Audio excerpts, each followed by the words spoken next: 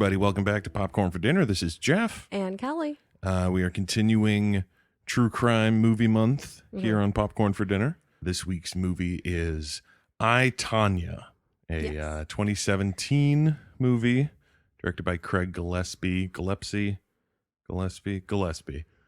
I'm looking at it on Wikipedia. He made Lars and the Real Girl as well. Okay. I haven't seen it, but I know of it. Yeah, same boat. Yeah. Starring Margot Robbie, I believe is how you pronounce it. Pretty sure. I've been like super hesitant about that kind of stuff ever since I learned that the woman who plays Wonder Woman's last name is Gadot. Oh, not Godot. Yeah, I was like, her name isn't Gal Gadot? A, that name sounds amazing. Why wouldn't you just go with it? Yeah. And B, really? Gadot? What? Yeah. It seems silly. But so I was like, I've been calling her Margot this whole time, and it's like, well, there is a T. So I don't know. But Margot Robbie. Sebastian Stan as well, who plays Jeff Galooly. Most people know him from the Marvel movies. Okay. He's Bucky Barnes, the Winter Soldier. So he's in a whole bunch of them. And that's pretty much all most people know of him. Yeah, that's why I didn't recognize him. Yeah, that's the only thing I know him from. And Allison Janney playing her mom. She was, I don't want to say like only saving grace as though I like hated this movie, but she needed to be there for this movie to work at all. Like it needed to be her in that role, which was essentially, I wrote in my notes, one of the first things in my notes, like regarding her mom and all that. I was like, this is the female Fletcher from Whiplash. Oh, J.K. Simmons' character. It's like pretty much the same thing. Just it's her mom instead of a teacher. Yeah, instead of a teacher, but it's that like same vibe. And it also won her Best Supporting, but she was actress, obviously. Yeah. Which is pretty funny to me. I was like, oh, did she? I looked it up. She did. That's awesome. Yeah. And not to be like reductive about it either, not to be like, this is just that same thing. It was just like that clear kind of archetype of character of like the hard ass mentor where you're like, do you really actually like this person? Or is this kind of more torture than actual training? Or but you're that same so kind determined to make them perfect and make them a star. Yeah. And the things that she does throughout the movie, the ridiculous shit, like the moments with her really made the movie. Because I mean, overall, it was pretty good.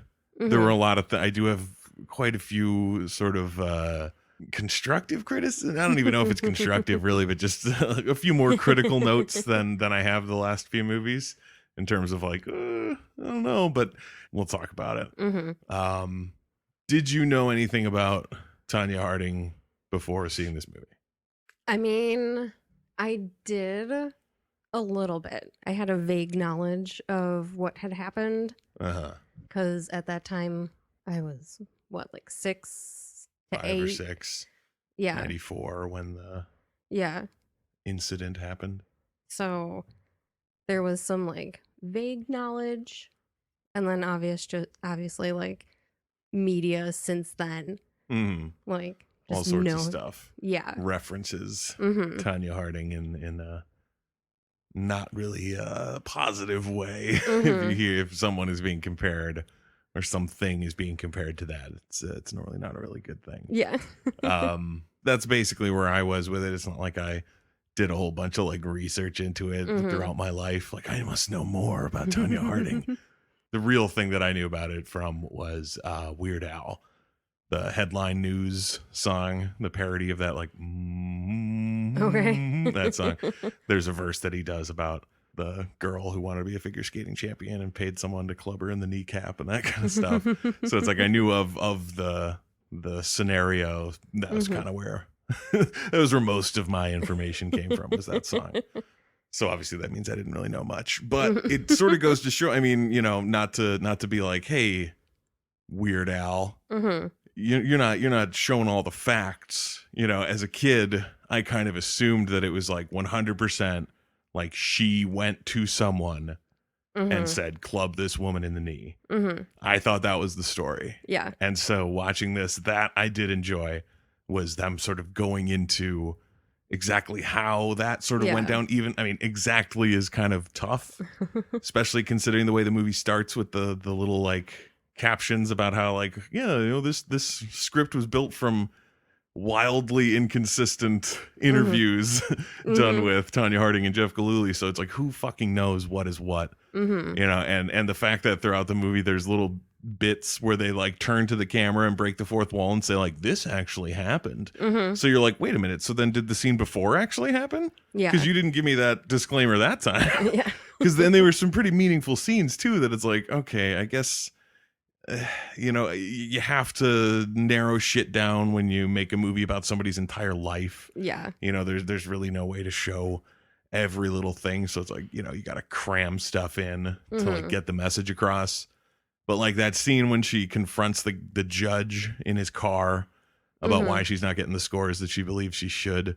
And he just flat out tells her to her face that like, you're not the face of figure skating that we want. And it's like, that probably didn't happen. You know, there probably wasn't a full on face to face admission from the like national hockey, you know, this hockey, the you know, national figure skating, whatever, telling her that they're not giving her the scores. You know what I mean? It's like, you can't do that. That would be, that would be ridiculous. You'd get fucking sued, like, or whatever would happen. I don't know the actual legal proceedings, but it's like, you can't admit that you're not giving someone scores because you don't want them to have those scores. Like, that's not how that works. So it's like, because she's not pretty enough. Yeah, it's like, but that definitely didn't happen. So then, but I will say this, you know, the whole plan of it is really what the movie should have been, in my opinion. Not to say that I hated Margot Robbie and Sebastian Stan as those two characters of her and Jeff Gillooly. And I understand that he was a big part of the incident and all that shit that happened later. Yeah. But this movie starts and it kind of like, you know, it just sort of starts chugging along. Like, all right, here's this. Here's her as a tiny little kid. Here's her mom smoking on the ice and talking shit. So you know exactly who she is. You know, you see her at such a young age skating. You know who Tonya is, you know, basically from birth, she was a skater, you know, so you're getting those things out of the way real quick. Movie's kind of moving along, you know, it shows her growing up a little bit. I was not convinced about her playing a 15-year-old. And throughout the whole movie, I had questions about her age. And there was a specific note that, like, if you looked at my notes, it looks like I was interrupted mid-thought because I was writing a note and then I heard a line while I was writing that made me just go like, what the fuck? It's because it's late in the movie, because I'm going to forget to go back to this later. But it's late in the movie, and you know, the paparazzi and all that shit's going on, whatever. And her mom tells her that she looks young. And she says, Mom, I'm 23. And in my notes, I wrote, hey, her mom's back. What the fuck? Tanya's supposed to be 23? It's like, no fucking way. Like, it was like, Margot Robbie is, you know, beautiful woman. Still, she does not look 23, let alone 15. I don't care how much fake acne you put on her face to make her look like a teenager. Yeah, she is still clearly a grown adult. Yeah, and Sebastian Stan, like, I looked into it. And they met, like, so basically the scenes where they were meeting, she was 15, he was 17. So looking at him, and it's like, come on, not even a little. And I was hoping the movie might, like, hang a fucking hat on, like you know, lampshade hang it a little bit and make fun of it or talk about how old someone looks, just to get it out of the way, to be like, we understand, we get it. It's weird, but it's just how we're doing it. But the movie kind of plays it like they're getting away with it. Yeah. And they're not. But those scenes with her and Gillooly just fucking stalled this movie right out of the gate. Yeah. It was like, here's this, here's that. She's skating. She meets him. They stand around a truck and talk for a while. And, you know, and it's just, it grinds everything to a halt. And I was just like, I don't care about this. If the movie's called I, Tonya, I want to see her doing shit, her making decisions, her life and what she's doing. And so much of the first like half hour of the movie is about her basically like shacking up with him and him being terrible according to her, but then not terrible according to him, which was like, that got confusing and tired as well, about like flipping back and forth of like, oh, what was this? Was this what happened? Or was this what happened? And it's like, well, we're never going to know, and you're never going to take a side. Yeah. So what is the point of all this except to muddy the waters of the movie that we're currently watching? Like, I don't know what to think of her character, where it's like, okay, is he the lunatic who beats her? Or is she the psycho who shoots a gun at him? Yeah. And it's like, okay, I guess you could just say like, well, they're both fucked up. It's like, yeah, I guess so. But maybe both? Yeah. He beats her and she shot a gun at him? But that makes it sound reasonable. Yeah. Like, that's like the only reasonable moment of their relationship. All of that stuff, them playing so young when they're clearly not. I was along with it enough, especially like I said, because of Allison Janney. Yeah. She's so great in all the moments that she gets. I love that she had the bird sitting on her shoulder. Right. And then that was actually something I really loved right at the end of the movie. Because for one, I keep looking now for threads between movies that we're watching, you know, like for specific months. So for one, right off the bat, this movie, you get talking heads as well, just like Bernie. Little different in that this is like the characters talking, and in Bernie it was kind of like town gossip talking. Yeah. So it's a little bit of a different vibe. And then also was the footage or photographs of the real people at the end of the movie. For one, the fact that it was like, no, yeah, she had that bird. That woman actually sat down for an interview and had her bird on her shoulder. Like, that's the person she was. That was not just a quirky little thing they did for the movie. Yeah. That was legit. And then also the fact that fucking Sean existed. That was a real person. Yeah. And the things that he said were actual things that man said. That was, okay. One of my biggest questions is like, is that man legitimately insane? Like, is there something wrong with him? I'm assuming so. I literally wrote that exact same thing. I just wrote like, Sean is insane, and that's it. It was just like, this dude, oh my God. This was the part of the story that intrigued me so much, and it was the stuff that I didn't know. And I was bummed that the movie didn't run with it. And I was a little annoyed that the movie kind of like was annoyed with us for wanting to hear about it. You know, because when it gets to that point, they're like, oh, the incident. That's what you're all here for. The incident. And it's like, yes, that is exactly what I'm here for. I'm not here to watch fucking Tonya Harding and Jeff Gillooly get all like googly eyed with each other. I don't fucking care about him. Like, this is not I Gillooly. This is I Tonya. I want to see what she's doing. And I want to see her like obviously Gillooly's going to be a part of it. But just like, I want to see her. I don't give a fuck about their lives together before all of this happened, because I'm pretty certain they're divorced when it happens. Yeah, because they got divorced, and then she like called him up and said that she doesn't think she can get to or win or whatever the Olympics without him. That's right. And so she goes back to him after the divorce. Yeah, which seemed crazy. That didn't seem explained at all. There was a lot of things that didn't seem fully explained that kind of just bummed me out about the movie. Like, you know, a movie like this, obviously you're going to have questions afterwards because it's not going to be able to have every single tiny little thing. But there were like big scenes in the movie where I was like, where did this come from? That was one of them when she was like, there's no way I can make the Olympics without you. And I was like, what? Because she was trying to put a family together? I don't know. I didn't get it. I was just like, he didn't really do anything while you were... He didn't like help you train or whatever. Like, he might have been like a perfectly fine like husband at home, again, depending on who you're talking to. Yeah. Like I said, it's hard to get a beat on these characters and who they are and what we should actually care about, because they're lying about each other all the time. But you know, it's like, so he could have been like a perfectly nice person at home or whatever, or like just generally supportive. But it's like, you divorce him, he comes back with a gun. And threatens to kill you or himself or whatever. Again, who knows if that scene actually happened? All of that shit goes on, and you need him to go to the Olympics? You didn't need him for shit. Yeah. And again, I guess, you know, it might sound shitty because it's like, it's her. You know, it's like, it's a person. It's not just a character written for a movie. It's like, they clearly must have done something or gotten back together or whatever. And I also understand the whole like abuse thing where it's like, you go back to the abuser even if you shouldn't or really don't want to or whatever. So again, I'm not like blaming her, being like, what a dumb bitch. Yeah. But it was more just like, I don't understand why. The movie didn't portray why he was so important to her. Really, all I can think of is that, like, just before that, like, the scene before that, she was talking with her mom in the diner. Uh-huh. And the scene before that was when she was told by someone on some committee or something that, you know, they were looking for, like, the nice, happy family.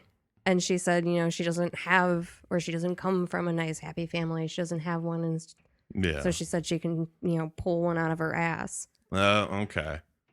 So she goes to her mom. Right. Essentially says that she never really loved Tonya. Yeah. I mean, who knows if she actually said it like that? Who knows if she actually said it? Who knows if she meant it? Because of how much shit she seemed to do. And apparently it was real enough, again, you know, adapting the tactics that she may have used to a movie style. Like, who knows if she actually paid a dude to walk over to her and start yelling shit about how terrible she is. But, like, that's the vibe that she would give off, you know, like she would do something like that. Who knows if she actually did? So, you know, telling her that she doesn't care about her, maybe that's, you know, just another play, you know, where it's like, I don't really have the whole, I'm going to actually care about Eugene in me. So I'm going to use that to make you better, even if it's terrible. Yeah. But the other thing that they didn't really seem to explain, and I kind of had to look up, was what the fuck she was guilty of at the end of the day. Because they go to that court scene, and, you know, after sort of everything kind of unravels. And they at least waited until after the Olympics. Yeah. And then she gets sentenced to, like, probation, and she gets banned from figure skating for life. Yeah. And I was sitting there like, what the fuck just happened? Yeah. Because based on the whole story, which again should have been the whole movie in my opinion, because it was the moment that felt the most tense, was that incident scene where the guy goes in to crack Nancy Kerrigan on the knee, and in the background there's that subtle, like, clock ticking in the score, so you're feeling like, oh my god, well, geez, you know, like something's about to happen, the bomb's about to go off, and then he fucking whacks her with it, takes off, starts feeling a little bit like a Coen Brothers movie with the two bumbling criminals as he, like, leaps in the car and drives off with his legs sticking out and shit, which again, I'm sure didn't happen that way. Yeah. I can only imagine that's not how they got away, but based on it and how dumb everybody was involved, according to this movie, it's not outside the realm of possibility that they did that, because everyone was clearly an idiot. Clearly. But, like, essentially, for this show to go over the movie, I just want to go through basically from the scene when she learns about the death threat against her, through towards the end of the movie when that jail scene happens, to see if there's something I missed in there that explains it, because I finally had to go and look up on Wikipedia what the fuck she got convicted for, because I didn't understand it. I was like, I don't see what happened, because she gets a death threat. Right. It's before, not the Olympics, but the thing before that, I think, something like that.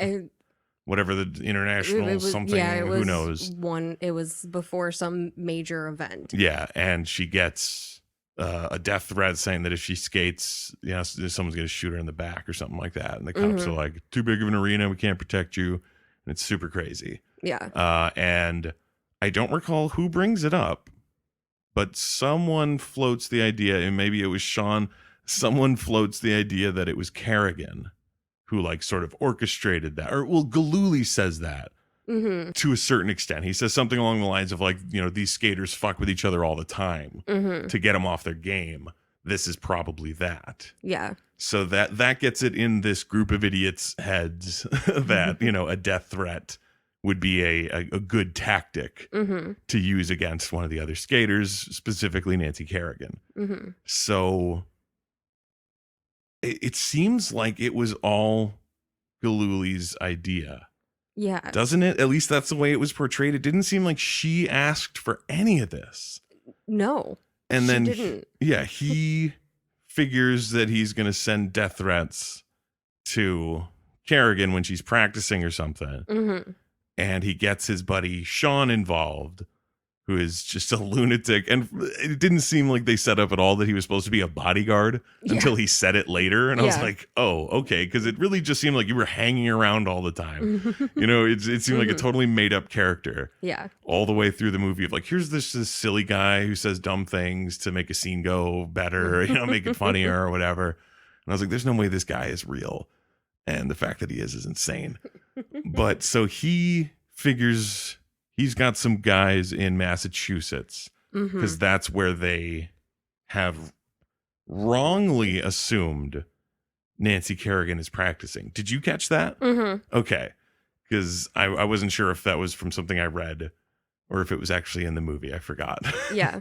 But that they go to Massachusetts and it's the wrong place. She's actually practicing in Detroit. So the guy, craziest thing, all they want to do is send letters. Right. They want to send letters to her, but they don't want to do it from Portland where they are. Right. Because then the suspicion is on them. So they're going to have someone in Massachusetts mail it to her, to Nancy Kerrigan. And then the movie it does not explain at all how it snowballed. Yeah. But then apparently Sean somehow gets it in his head that they need to send someone to fucking break her leg. Yeah, I don't know why Sean escalated that so much. Because it really seemed like Jeff didn't understand why he escalated it either. Like Jeff was insistent that it was just letters, and that's why he was so pissed that they needed more money. Yeah, exactly. He's like, you're fucking with me. How could I need to spend more than $1,000 to get someone to send letters? I could understand $1,000 to do that because it's like, hey, it's kind of fucked up, and if it gets back to me, that's pretty shitty. So for the risk, give me that, and I'll mail the letters here from Massachusetts. But the idea of needing more money, it's like for what? I think he even says that. Like, for what? What could you possibly need that money for? They're letters. Yeah, and I wished it had gone a little more into how that plan came to be. All Sean says was like, shit's already in motion. Yeah. Or something like that. Like, because Jeff tried to call it off then and he wanted his $1,000 back. Yeah. And Sean couldn't because shit was already in motion. Yeah. And it's like, I don't know why they would just gloss over all of that unless there's literally no record of it, and Sean's never talked about it, or there's no way to recreate it or something like that. But it's like, how does it get from asking to get letters mailed to beating her? And it's so many steps removed from Tonya, that you're like, how is she involved with this at all? How is this her problem? Well, she knew about it. Right. Later. Well, no, because she knew about the letters early on because she got the address for the arena. Right. I'm talking about the actual assault. Yeah. You know what I mean? Because it's that is, I guess, I don't know, maybe I'm just being naive or something like that. But just the idea of even something as terrible as a death threat, not even saying that it's oh, it's just a little death threat. What are you going to do about it? But the idea of being somebody else floating an idea to you of should I do this thing? And you'd be like, yeah, I guess so. And even if you help out a little bit, and then it goes through to somebody else, and then 3 steps later, it has turned into something horrifying. Yeah. And then the fact that it comes back to you, I guess I just agreed with her when she started to have that breakdown in court about this is totally unfair. You can't ban me from this for life. Yeah. For something that I legitimately did not know was happening. Yeah. It's there's a total difference between a death threat and a literal assault. Yeah. No, I absolutely agree that was the shittiest ruling. Yeah, fine her, give her jail time, community service, all of that stuff. Even a multi-year ban.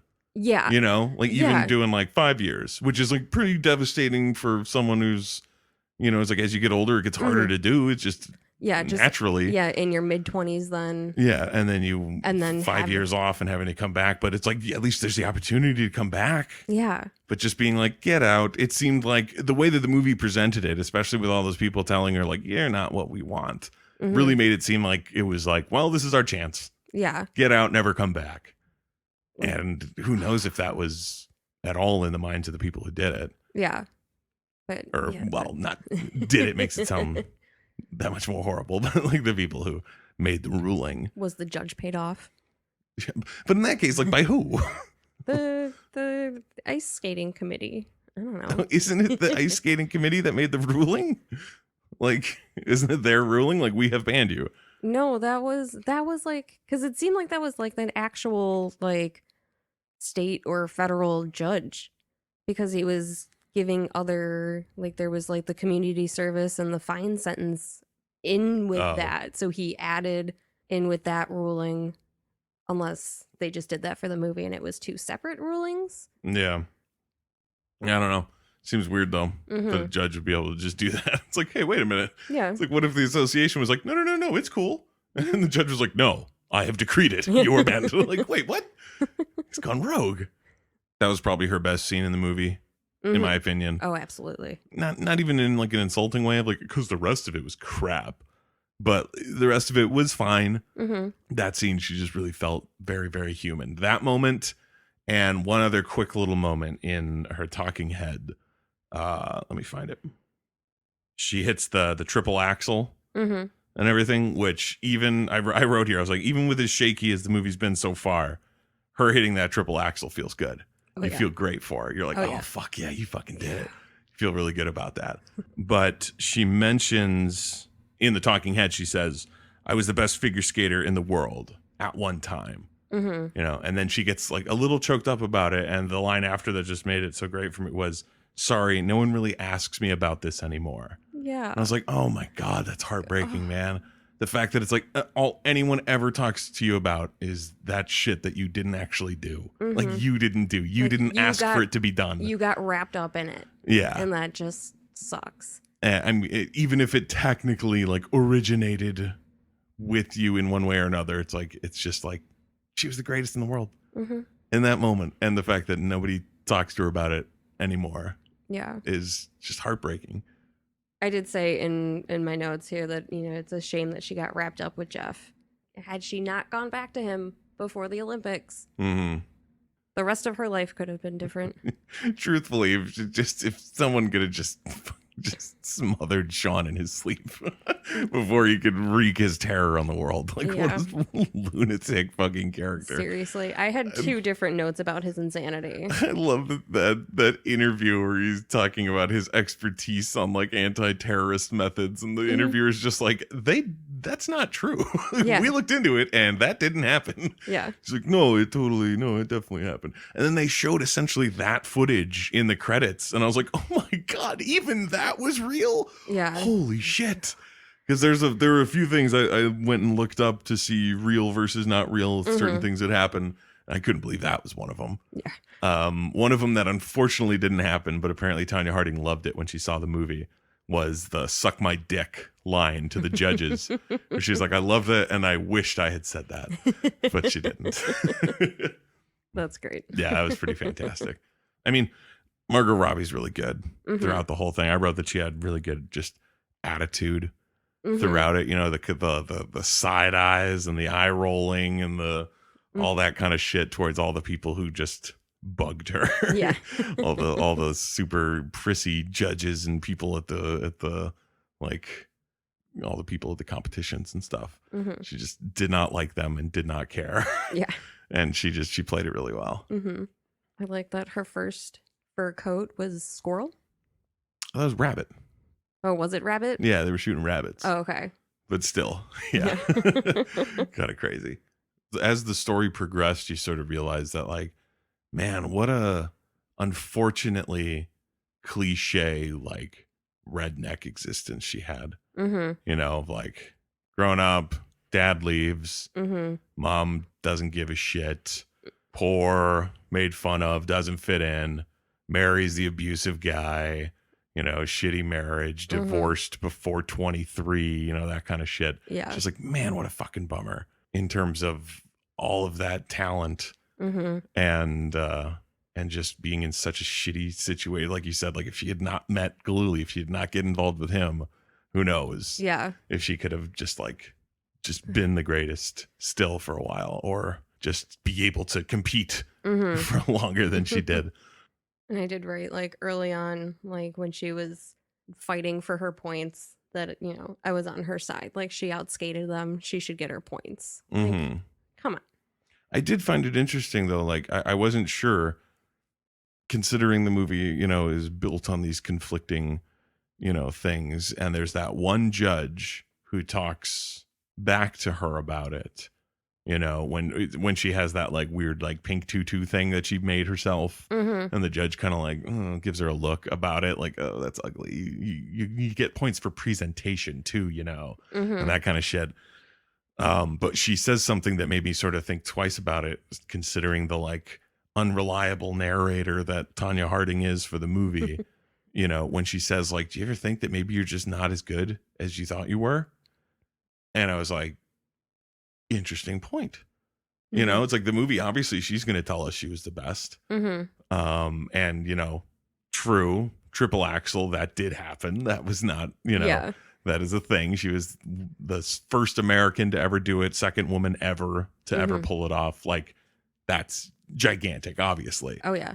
But at the same time, it's like competition. I don't know exactly how these things are done, but it's like one great move. Does that equate to the best routine, the best, you know what I mean? I mean, so it's like, is you like definitely that technical move is great. Yeah, you definitely do get extra points for like originality and like technical difficulty. That's something that they judge. Like obviously the rest of the routine has to be like clean and like technically accurate. But it definitely does boost your like overall points typically to have something big like that. Right. It just made me think, you know, like, is it that she is like a victim of circumstance everywhere she goes?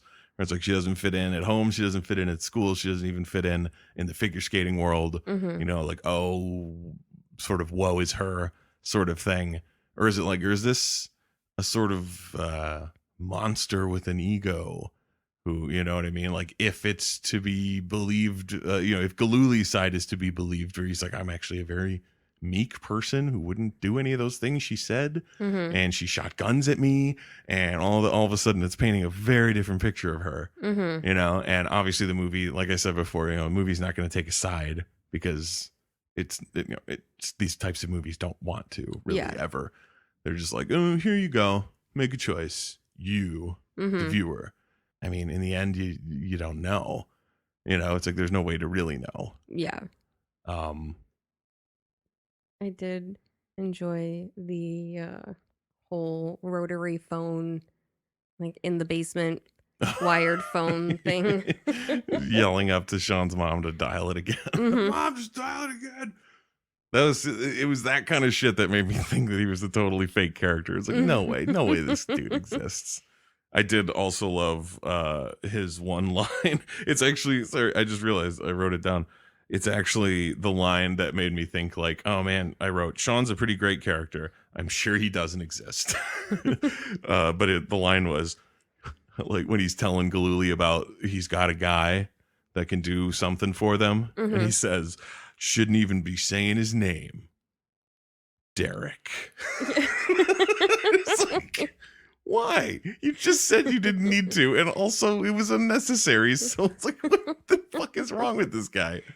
Yeah. And why did Jeff fall for his shit?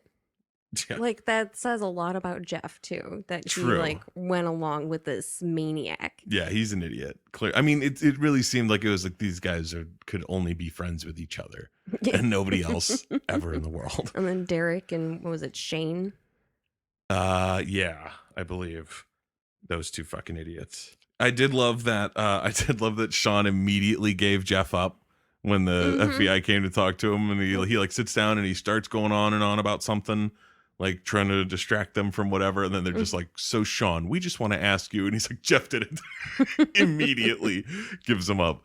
But the thing that threw me was the very next scene when he calls Jeff to ask him to meet up, and he tells him to meet him at the whatever the name of the Mushu whatever Chinese food place at midnight, and Jeff's like, I'm not meeting you at fucking midnight. And he's like, you just need to meet me there at midnight.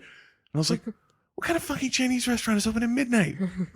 Really? Seriously, I need to know. Yeah, somebody tell me. That is the vital information. I was just totally blown away. I was like, that must be for the movie. What kind of fucking Chinese restaurant is open at midnight? Especially one as huge as that is like still operating as a restaurant.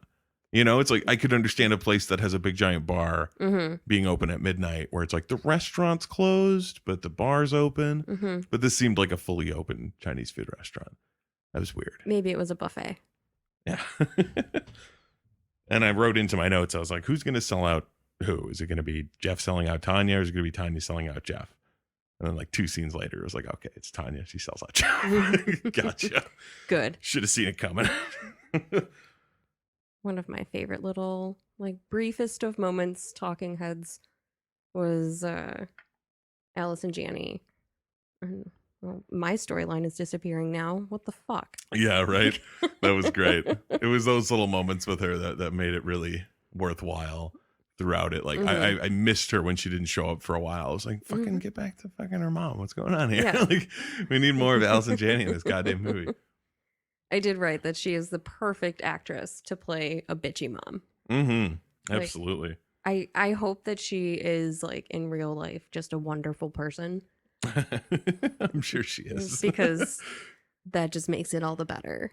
And I will say, I think probably, you know, in the early going, it was a little rough in the movie of like, oh, okay, there's really nothing happening here that's really jumping out at me that makes this story any more interesting than anything else, other than what I know it's eventually going to get to. So I was like, I don't know about this. And then her mom throws the knife in her arm. Oh my God. And I was like, whoa, I hope that was real. Not because I want that to happen, but because that moment was so great. It was like, oh, please don't be fabricated. Yeah. I have no idea if it is, but I hope it's not. Because that was just so fucking nutso. It was like, there it is. There's the shocking and memorable moment this movie needed to like keep me going. Like knife in arm. Yeah. It's insane.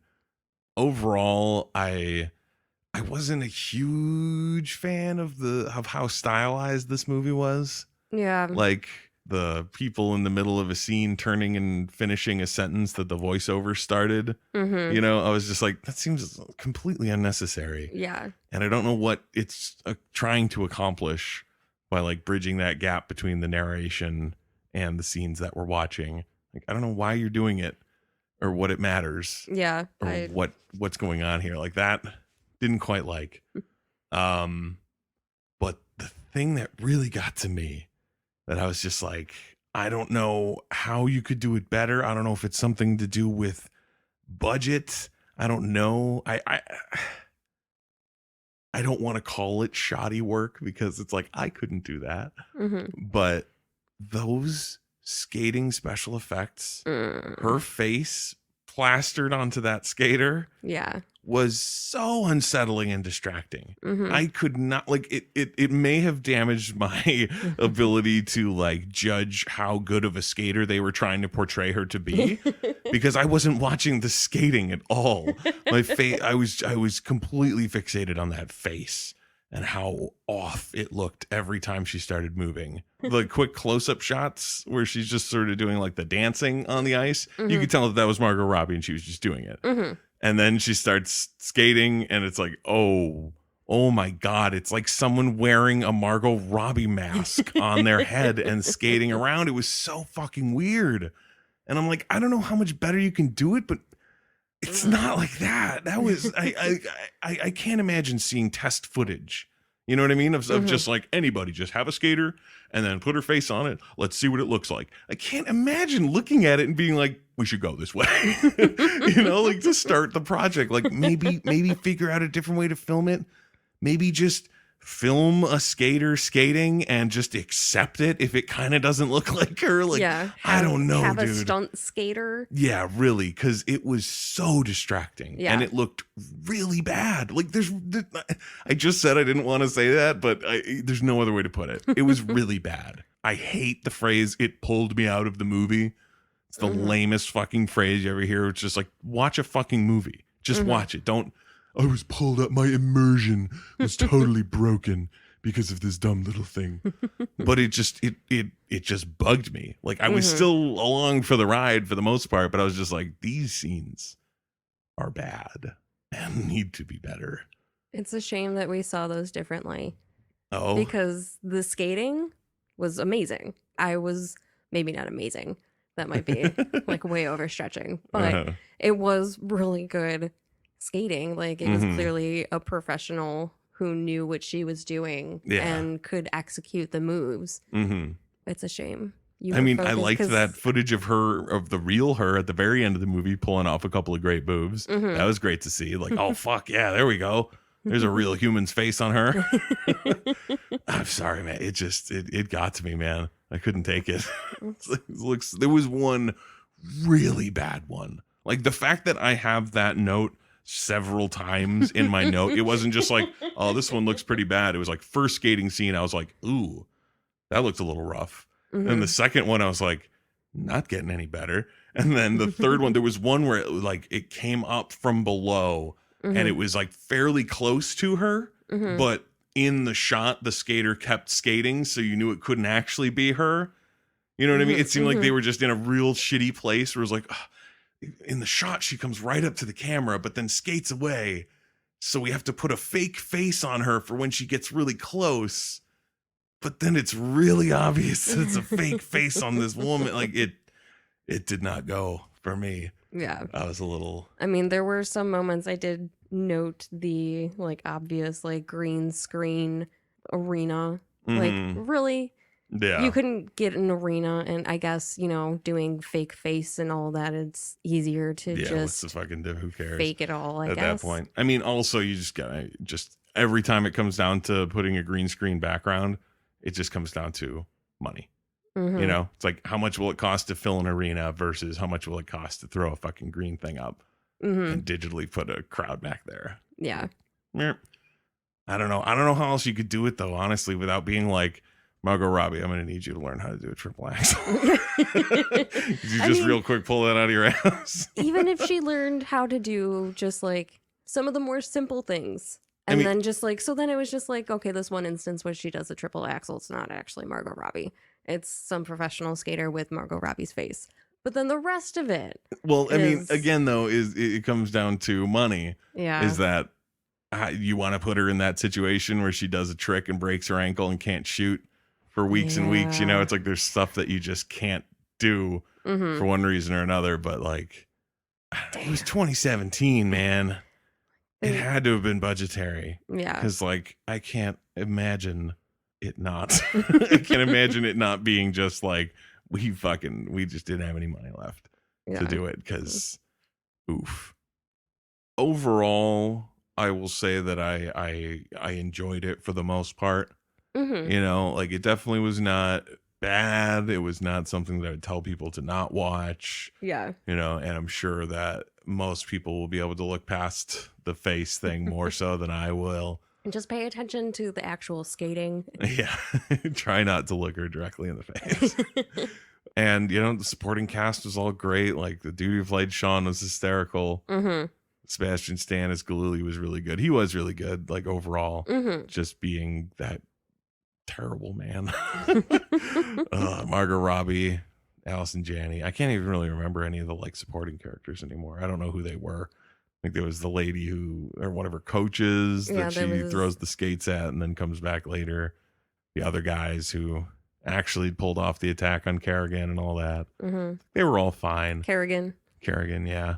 And overall, it was definitely a story that I wanted to know more about. Yeah. So that probably helps. Like in terms of enjoying it. I don't know if someone doesn't care about that. They might not like it as much. Yeah. I do wish there had just been a little bit more on the incident.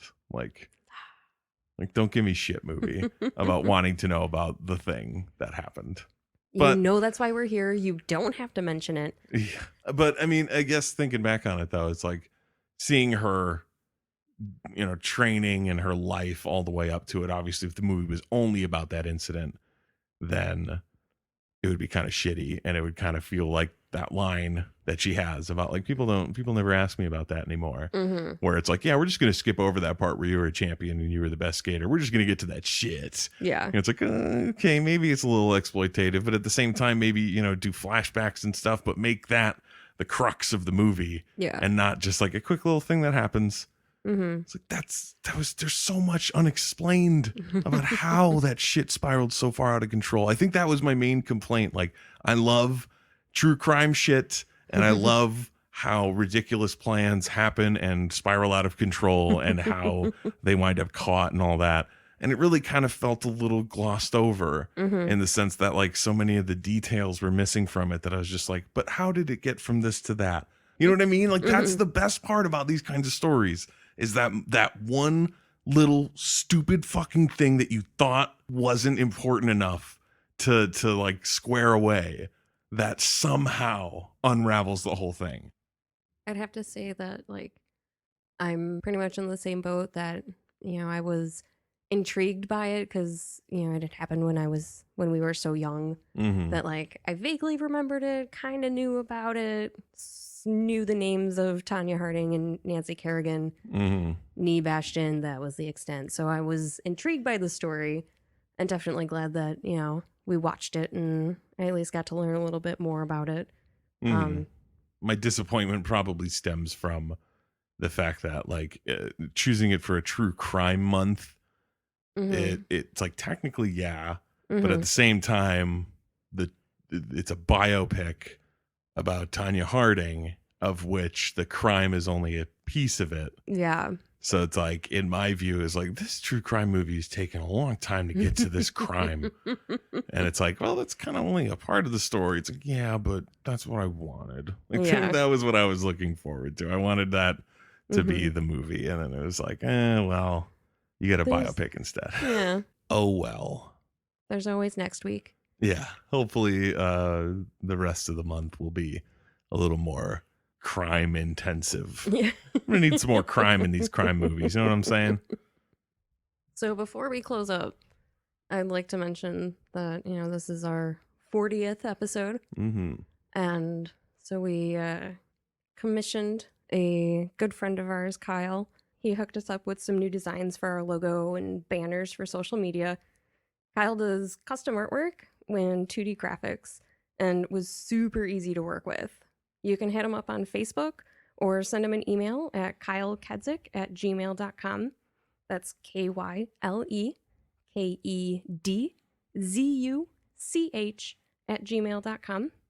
We'll definitely have a post up on our Facebook with links to his page, and we'll probably post to it on Instagram as well. But yeah, check out our new designs.